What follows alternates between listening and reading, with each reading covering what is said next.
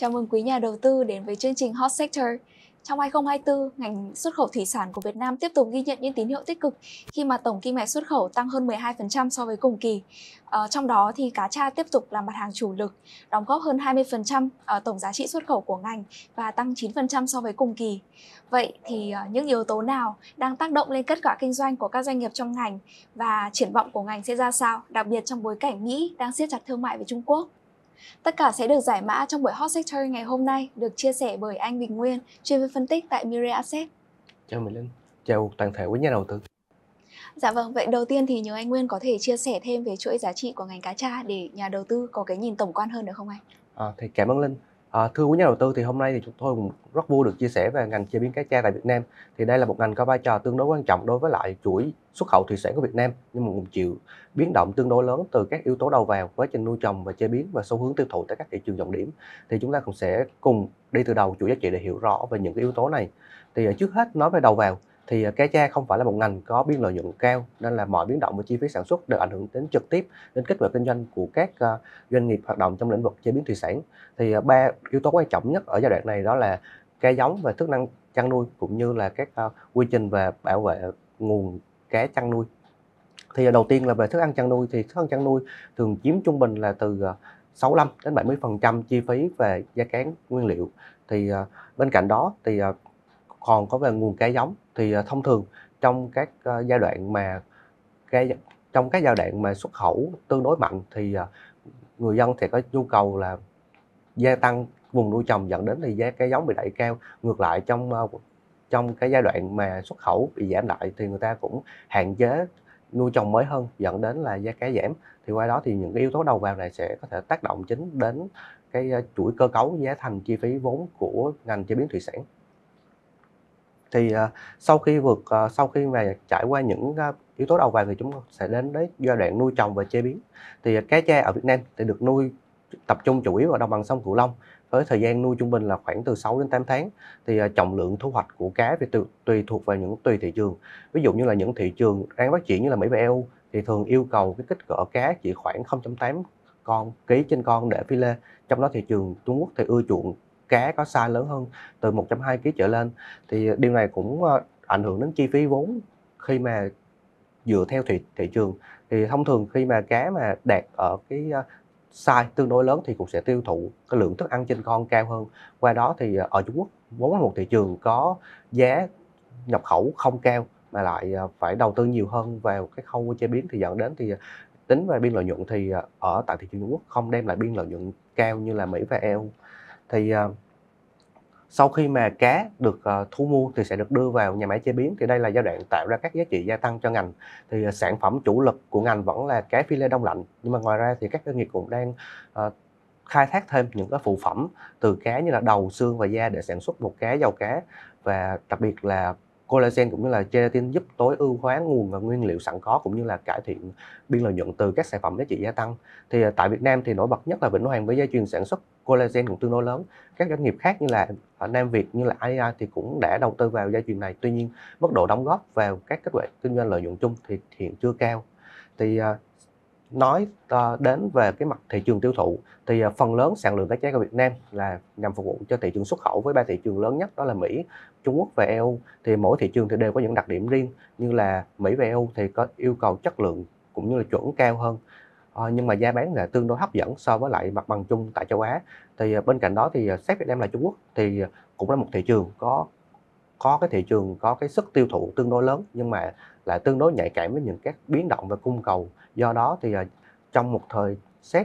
khung thời gian, nếu mà cái giá bán không đủ cao để đem lại cái biên lợi nhuận lớn, nhưng mà về cái nguồn đầu vào lại có những sự biến động, thì qua đó thì tại khu vực Trung Quốc thì tuy có thể ổn định về sản lượng, nhưng mà tuy nhiên là không cam kết cái mức biên lợi nhuận có biên cao như là Mỹ và EU. Thì trong khi đó thì tại thị trường nội địa Việt Nam thì lượng tiêu thụ vẫn tương đối nhỏ, và tất nhiên là không thể nào là một thị trường thay đổi nếu mà các nhu cầu về xuất khẩu có sự giảm sút. Thì nhìn vào cái chuỗi giá trị này thì bất kỳ biến động nào ở trong một khâu trong chuỗi giá trị cũng có thể là ảnh hưởng đến toàn ngành. Nếu mà giá cá giống tăng cao, chi phí đầu vào sẽ đội lên, kéo theo là biên lợi nhuận đi xuống. Tương tự như vậy đối với lại giá thức ăn chăn nuôi. Còn bên cạnh đó, ở thị trường xuất khẩu, nếu mà các thị trường lớn như là Mỹ và EU gia tăng xuất khẩu vào Việt Nam và chúng ta có những chính sách về thuế quan thuận lợi thì các doanh nghiệp sẽ đẩy mạnh đưa mặt hàng này vào những thị trường lớn này, và qua đó cũng là yếu tố để thúc đẩy sản lượng cũng như là với kim ngạch giá trị cao hơn cũng như là biên lợi nhuận lớn hơn cho cả ngành. Dạ vâng. Cảm ơn anh vì phần chia sẻ rất chi tiết về chuỗi giá trị của ngành cá tra. Vậy thì trong chuỗi giá trị này, liệu anh có thể nói thêm về diễn biến của những cái yếu tố đầu vào trong thời gian gần đây được không ạ? Cảm ơn Linh. Thì nói về yếu tố đầu vào thì có hai yếu tố chính mà các nhà đầu tư đang cần quan tâm vào lúc này. Thì một trong những nguồn nguyên liệu quan trọng nhất ảnh hưởng đến chi phí nuôi cá tra nguyên liệu là giá thức ăn chăn nuôi. Thì đậu nành chính là một thành phần cốt lõi ở trong đó. Thì thực tế thì đậu nành chiếm khoảng từ 65 cho đến 70% giá vốn của cá nguyên liệu, và nên những biến động về giá cũng có thể tác động trực tiếp đến biên lợi nhuận của ngành. Thì tin tốt là từ cuối năm 2023 cho đến nay thì giá đậu nành đã có xu hướng giảm nhờ nguồn cung dồi dào hơn từ các thị trường sản xuất lớn như là Brazil cũng như là Trung Quốc tại thị trường châu Á. Thì không chỉ có đậu nành thì giá bột cá cũng như là dầu cá, hai nguyên liệu khác cũng đã giảm kể từ quý 3 của năm 23. Thì điều này góp phần kéo giảm chi phí sản xuất thức ăn, thì tạo điều kiện để các doanh nghiệp hoạt động trong lĩnh vực kinh doanh thức ăn chăn nuôi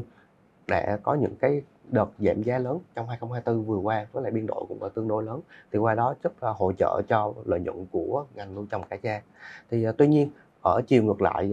30% cơ cấu chi phí vốn còn lại là thuộc về giá cá giống. Thì giá cá giống đang ở trong một cái trend tăng tương đối mạnh kể từ đầu năm 2024 đến nay. Thì giá cá giống đã leo lên mức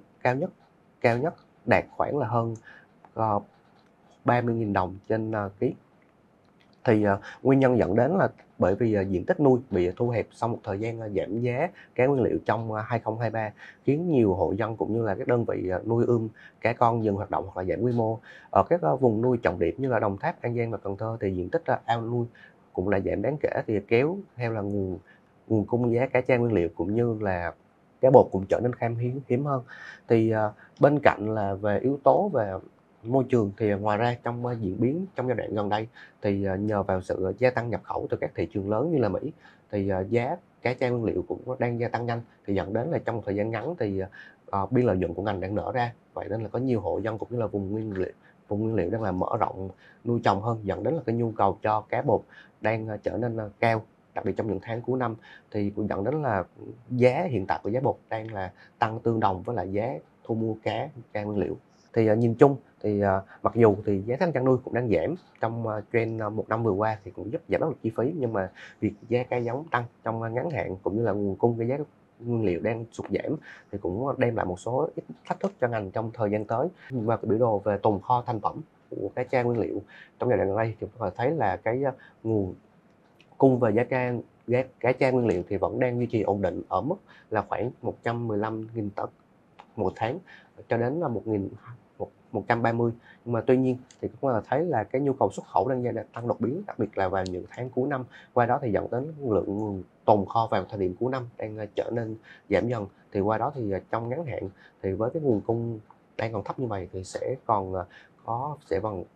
có nhiều động lực để gia tăng từ phía nguồn cung, dẫn đến là những nguyên liệu đầu vào, đặc biệt là cá con sẽ gia tăng đột biến. Dạ vâng. Vậy nhìn chung là giá thức ăn chăn nuôi thì đang tiếp tục giảm, còn giá cá giống và cá nguyên liệu thì lại dự báo vẫn sẽ neo ở mức cao, đúng không anh? Vậy thì những cái diễn biến này nó sẽ ảnh hưởng như thế nào đến kết quả kinh doanh của các doanh nghiệp trong ngành? Trong ngắn hạn thì nếu mà chúng ta nhìn vào các hiện tại trong thời điểm là quý 1 2025 thì hiện tại những cái thị trường xuất khẩu trọng điểm như là Mỹ và EU thì giá cá tra vẫn đang giảm. Tuy nhiên thì cũng có sự hồi phục từ giá bán tại thị trường Trung Quốc. Tuy nhiên những cái diễn biến nguyên liệu đầu vào, đặc biệt là như là giá các nguyên liệu gia tăng, thì qua đó cũng gây lên là sức ép cho doanh nghiệp về cái mặt biên lợi nhuận trong quý đầu năm. Bên cạnh đó thì sản lượng cũng xuất khẩu sẽ bị hạn chế, bởi vì lượng tồn kho đang trở nên khan hiếm. Mà chúng ta nhìn dài hạn hơn về một chu kỳ là một năm hoặc là 2 năm thì chúng ta thấy là sự biến động về các nguyên liệu đầu vào sẽ là một cái lợi thế lớn đối với những doanh nghiệp mà sở hữu cái vùng nuôi trồng lớn, thì qua đó sẽ giúp họ kiểm soát được yếu tố đầu vào cũng như là chủ động được cái nguồn cá nguyên liệu để phục vụ cho quá trình chế biến và xuất khẩu. Được niêm yết trên sàn thì có 3 cổ phiếu chính kinh doanh trong lĩnh vực là chế biến cá tra, đó là Vĩnh Hoàn, Nam Việt cũng như là IDI, thì đều được tự chủ vùng nuôi. Trong đó thì Vĩnh Hoàn có khả năng tự chủ vùng nuôi cao nhất, thì chiếm chúng mình là khoảng trên 75%. Thì qua đó thể tận dụng xu hướng giảm giá của thức ăn chăn nuôi để bù đắp cho chi phí cá nguyên liệu gia tăng. Tuy nhiên đây chỉ là mới vào đầu vào, hay là chúng ta chỉ nói về cơ cấu chi phí vốn, còn mức độ hưởng lợi khác nhau sẽ tùy thuộc vào thị trường mà các doanh nghiệp này đang tập trung xuất khẩu vào, như là thị trường Mỹ và EU sẽ đem lại cái giá trị xuất khẩu cao hơn là thị trường Trung Quốc. Dạ, cảm ơn anh ạ. Ngoài ra thì em cũng xin cập nhật thêm vài số liệu về thị trường đầu ra. Thì theo số liệu thống kê bởi Cục Xuất nhập khẩu, trong năm nay xuất khẩu cá tra đã có một năm phục hồi khá là tích cực, với tổng kim ngạch đạt 2 tỷ đô, tăng 9% so với cùng kỳ. Và đà tăng trưởng này thì dẫn dắt chủ yếu là nhờ sản lượng đã tăng 26% cùng kỳ. Xét theo thị trường thì Mỹ năm nay là điểm sáng lớn nhất của chúng ta, với xuất khẩu cá tra tăng mạnh 27% cùng kỳ, nhờ vào nhu cầu hồi phục và nguồn cung cá rô phi Trung Quốc cũng là mặt hàng thay thế chính của cá tra thì đang gặp áp lực từ thuế quan. Ngược lại thì thị trường Trung Quốc và EU có phần kém khả quan hơn, do là nhu cầu tiêu thụ vẫn còn yếu và mức độ cạnh tranh khá là cao giữa các nhà cung cấp. Do đó thì chúng ta có thể thấy có sự phân hóa khá là rõ rệt về kết quả xuất khẩu của các doanh nghiệp niêm yết. Trong đó thì Vĩnh Hoàn dẫn đầu với sản lượng xuất khẩu tăng 31% cùng kỳ nhờ là lợi thế tại thị trường Mỹ. Ngược lại thì ANV và IDI có kết quả kém khả quan hơn do còn phụ thuộc nhiều vào Trung Quốc. Còn xét về giá bán, tuy là tất cả doanh nghiệp đều ghi nhận giá bán giảm so với mức đỉnh 2022, nhưng mà Vĩnh Hoàn thì vẫn duy trì được mức giá vượt trội hơn nhờ là tập trung vào thị trường Mỹ, nơi mà như anh có nói hồi nãy là vốn là có giá bán cao hơn so với các thị trường khác. Gần đây thì em cũng thấy là Mỹ đang gia tăng các biện pháp bảo hộ thương mại. Vậy nhờ anh có thể cập nhật thêm về diễn biến của những chính sách này cũng như là tác động lên triển vọng của ngành cá tra được không anh? Cảm ơn Mỹ Linh. Thì nhân tiện nhắc tới là thị trường Mỹ thì ngày đầu tiên trong tháng 2 năm 2025 thì Tổng thống Donald Trump đã ký sắc lệnh áp thuế lên tất cả các hàng hóa nhập khẩu từ 3 đối tác thương mại chính của Mỹ. Trong đó thì Trung Quốc là sẽ phải chịu mức thuế bổ sung là 10% có hiệu lực ngay từ tháng 2 năm nay. Thì tác động từ chính sách này sẽ tập trung chủ yếu vào Trung Quốc cũng như là cái nhóm BRICS, trong khi là Việt Nam có thể ít chịu ảnh hưởng hơn. Thì đây là một diễn biến quan trọng, đặc biệt là đối với ngành thủy sản, khi mà các mặt hàng này, các mặt hàng mà thay thế đối với lại cá chay Việt Nam đó là cá Minh Thái cũng như là cá rô phi từ Trung Quốc và Nga sẽ chịu mức thuế cao hơn, thì giúp cho cá chay Việt Nam sẽ có lợi thế cạnh tranh trên thị trường Mỹ. Thì bên cạnh về yếu tố mà về thuế quan thì môi trường tại Mỹ cũng đang hỗ trợ tích cực cho nhu cầu nhập khẩu thủy sản. Thì theo những số liệu mới nhất thì trong tháng vừa rồi thì CPI Mỹ cũng đã tăng 0,5% trong tháng đầu năm, tăng 3% so với cùng kỳ năm trước, cho thấy là áp lực về giá cả cũng đang gia tăng. Trong khi đó thì GDP quý tư của Mỹ cũng chỉ đạt 2,3%, có dấu hiệu giảm tốc so với mức 3,1 của quý liền kề, thì cho thấy nền kinh tế đang có xu hướng là tăng trưởng chậm lại. Bên cạnh đó thì theo nhiều dự báo thì hiện tại tại thị trường tiêu thụ ở Mỹ thì có những bất ổn trong hành vi tiêu dùng trong bối cảnh kinh tế chung, khiến cho thị trường ngày càng thêm thận trọng trước áp lực và lạm phát. Thì trong rổ tiêu dùng tại thị trường này thì cá tra nói riêng và cá thịt trắng đông lạnh nói chung được xem là như là nguồn protein giá rẻ và có khả năng thay thế các loại protein thịt đỏ khác trong bối cảnh là nền kinh tế tiêu dùng đang đặt nặng sức ép lên chi tiêu của các hộ gia đình. Thì điều này có thể đồng nghĩa với có thể là nhu cầu tiêu thụ thực phẩm, đặc biệt là đối với thủy sản đông lạnh, sẽ được tiếp tục thúc đẩy trong thời gian tới. Thì với lợi thế và cạnh tranh thì cá tra Việt Nam có cơ hội sẽ mở rộng thị trường Mỹ khi mà các đối thủ chính gặp bất lợi. Qua đó thì sản lượng xuất khẩu cá tra của Việt Nam và Mỹ trong 2025 được kỳ vọng sẽ tăng trưởng trong khoảng là 10-50%. Quan trọng hơn thì như nãy là nói cá Minh Thái cũng như cá rô phi, hai mặt hàng thay thế này sẽ phải chịu được mức áp thuế cao hơn. Qua đó thì sẽ phải các đơn vị nhập khẩu sẽ ưu tiên lựa chọn các nguồn nguyên liệu thay thế có giá rẻ hơn. Xét về các khả năng và các doanh nghiệp Việt Nam có thể bị áp thuế trong thời kỳ của Trump thì chúng ta có thể thấy là như trong bảng ở dưới đây thì ở Việt Nam thì cũng đang chịu mức thuế trên toàn bộ Việt Nam tương đối thấp, chỉ là 0,18 đô trên ký. Tuy vậy có một số doanh nghiệp như là Vĩnh Hoàn cũng như là Bãi Nước Tiền Giang thì họ đã có một cái track record trong quá khứ thì đã vượt qua những cái bài test về bán phá giá tại Mỹ, nên là vẫn có thể duy trì được cái mức thuế trong bán phá giá 0%. Nên là trong trường hợp Việt Nam vẫn là một đối tượng chịu mức thuế trong bán phá giá đối với lại xuất khẩu cá tra, thì cũng có thể kỳ vọng những cái doanh nghiệp như là Vĩnh Hoàn có thể là chịu một mức thuế thấp hơn hoặc thậm chí là 0%, từ đó là sáng cửa để gia tăng xuất khẩu vào thị trường Mỹ. Thì đây là ở phía về sản lượng. Tuy nhiên thì đối với lại về giá cả thì hiện tại giá cá tra tại thị trường Mỹ vẫn đang giảm kể từ cuối năm ngoái. Thì nguyên nhân chủ yếu là trong giai đoạn kể từ tháng 7, tháng 8 khi mà Trump đắc cử trở lại thì các đơn vị nhập khẩu thì họ lo ngại trước việc Trump sẽ gia tăng đánh thuế lên các mặt hàng này, nên để gia tăng tăng cường nhập khẩu trong giai đoạn trước, thì dẫn đến thì lượng tồn kho tại thị trường Mỹ hiện tại thì tương đối cao, qua đó và cần thời gian để xử lý lượng hàng tồn kho này trước khi tái nhập mới. Tuy vậy thì cá thịt trắng không phải là mặt hàng mà có chu kỳ tồn kho cao, là kỳ vọng trong thời gian tới thì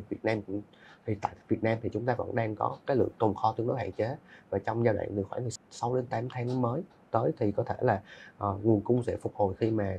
cá tra đạt tới trọng lượng trưởng thành có thể xuất khẩu, thì lúc đó thì đồng thời thì phía bên Mỹ cũng sẽ gia tăng nhu cầu trở lại, thì giúp hỗ trợ hoạt động các doanh nghiệp xuất khẩu qua Mỹ gia tăng vào những quý sau, đặc biệt là quý 3 và quý 4 năm 2025. Dạ, như vậy em thấy là ngành xuất khẩu cá tra của Việt Nam có vẻ là có triển vọng tăng trưởng ở thị trường Mỹ dưới thời Tổng thống Trump, đúng không anh? Và tiếp theo đây em cũng sẽ cập nhật nhanh kết quả kinh doanh của các doanh nghiệp cá tra niêm yết trong 2024. Xét về doanh thu thì VHC đang dẫn đầu với mức tăng 25% cùng kỳ nhờ đẩy mạnh xuất khẩu sang Mỹ. ANV thì cũng ghi nhận doanh thu tăng 11%, hưởng lợi chính là từ nhu cầu nhập khẩu tăng mạnh vào dịp cuối năm. Trái lại thì IDI đang chứng kiến doanh thu cả năm sụt giảm 1% do là xuất khẩu cá tra suy yếu. Còn xét về lợi nhuận thì như anh cũng có đề cập ngay từ ban đầu, đấy là giá thức ăn chăn nuôi đầu vào đã duy trì nền thấp liên tục, thì qua đó giúp biên lợi nhuận gộp của các doanh nghiệp cải thiện cho cả năm 2024. Và VHC thì tiếp tục vượt trội với lợi nhuận sau thuế đạt hơn 1.200 tỷ đồng, tăng 34% cùng kỳ. Trong khi đó thì ANV và IDI ghi nhận áp lực từ giá xuất khẩu giảm, cộng thêm với biến động tỷ giá và chi phí logistics đang tăng cao, khiến cho biên lợi nhuận dòng của hai doanh nghiệp này duy trì ở mức thấp, đâu đó khoảng là 1%. Và tóm lại thì kết quả kinh doanh của 2024 có sự phân hóa khá là rõ rệt giữa các doanh nghiệp cá tra, phụ thuộc nhiều vào những yếu tố như là thị trường xuất khẩu, danh mục sản phẩm hay là khả năng kiểm soát chi phí của doanh nghiệp. Vậy cuối cùng thì mức định giá của nhóm cổ phiếu này liệu đã phản ánh kết quả cũng như là triển vọng doanh nghiệp hay chưa anh? Cảm ơn Mỹ Linh. Thì đầu tiên thì mức định giá thì cũng là từ giá cổ phiếu và so sánh với lại tương quan đối với lại kết quả kinh doanh của doanh nghiệp. Thì chúng ta có thể thấy là trong 3 doanh nghiệp lớn trên sàn thì trong 2024 cũng như là quý vừa rồi thì chỉ có Vĩnh Hoàng là ghi nhận sự gia tăng mạnh cả về mặt doanh thu cũng như là về lợi nhuận tăng trưởng tương đồng. Còn ở phía Nam Việt thì tuy là sản lượng đã có sự gia tăng và dẫn đến là doanh thu trong những quý cuối năm gia tăng, tuy nhiên cái khả năng mà kiểm soát chi phí của doanh nghiệp thì vẫn còn thấp, dẫn đến thì lợi nhuận vẫn tương đối hạn chế, doanh nghiệp chỉ mới thoát lỗ trong thời gian gần đây nên là vẫn còn thời gian thêm để đang theo dõi. Thì ngược lại thì IDI thì mặc dù là doanh thu vẫn đang gần như là đi ngang so với năm 2023, tuy nhiên thì doanh thu lợi nhuận thì có dấu hiệu đang bị bóp lại và cái giá trị cũng tương đối thấp so với lại cái quy mô trên 1.000 tỷ hàng quý của mình. Thì qua đó thì những cái outlook khác nhau cũng sẽ ảnh hưởng đến là biến động giá cổ phiếu cũng như định giá của doanh nghiệp. Thì nếu chúng ta nhìn lại trong giai đoạn một năm vừa qua thì so sánh với lại VN Index thì nhóm thủy sản nhìn chung là có sự gia tăng mạnh trong những tháng đầu năm, đặc biệt là tháng 1 cho đến tháng 3 quý 1 của năm 24. Tuy nhiên sau thời gian đó thì VN Index duy trì xu hướng là sideways tương tự với các cổ phiếu trong ngành. Thì qua đó thì tổng kết lại thì đến cuối năm thì chỉ có là ANV duy trì cái hiệu suất là tương đối nhỉnh hơn index một tí. Tuy vậy thì đối với Vĩnh Hoàng và IDI thì giá cổ phiếu cũng đang duy trì kém hiệu quả hơn so với thị trường chung.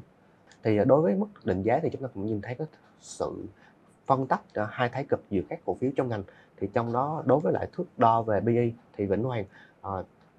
trong năm vừa qua thì đã có mức gia tăng tương đối mạnh trong 2023 và 2024, dẫn đến thì định giá PE thì đẩy lên mức là trên 20 lần, tương đương với lại là cộng 2 lần độ lệch chuẩn so với là bình quân 5 năm. Nhưng mà nhờ kết quả kinh doanh tích cực và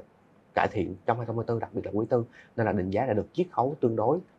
lớn, và hiện tại đang giao dịch quanh là vùng khoảng 11 lần PE, vẫn tương đối gần so với trung vị, thì cho thấy là kết quả kinh doanh của doanh nghiệp đã tích cực đúng như là kỳ vọng trước đó của thị trường. Nhưng mà tuy nhiên thì mức độ tăng trưởng trong quý tư vừa qua thì vẫn còn thấp hơn cái kỳ vọng chung một tí, dẫn đến là cổ phiếu sau khi kết quả kinh doanh đưa ra thì vẫn giao dịch trên trung vị một tí. Nhưng mà đó là kết quả kinh doanh trong quý tư vừa rồi, thì chúng ta đang có một cái cực vận hội mới vào trong 2025, thì kỳ vọng là những catalyst chính về tăng trưởng xuất khẩu tại Mỹ cũng như là những hưởng lợi từ chính sách thuế quan sẽ giúp thị trường đánh giá lại những kỳ vọng của mình đối với Vĩnh Hoàng để đưa ra được một cái mức kỳ vọng tiếp theo. Thì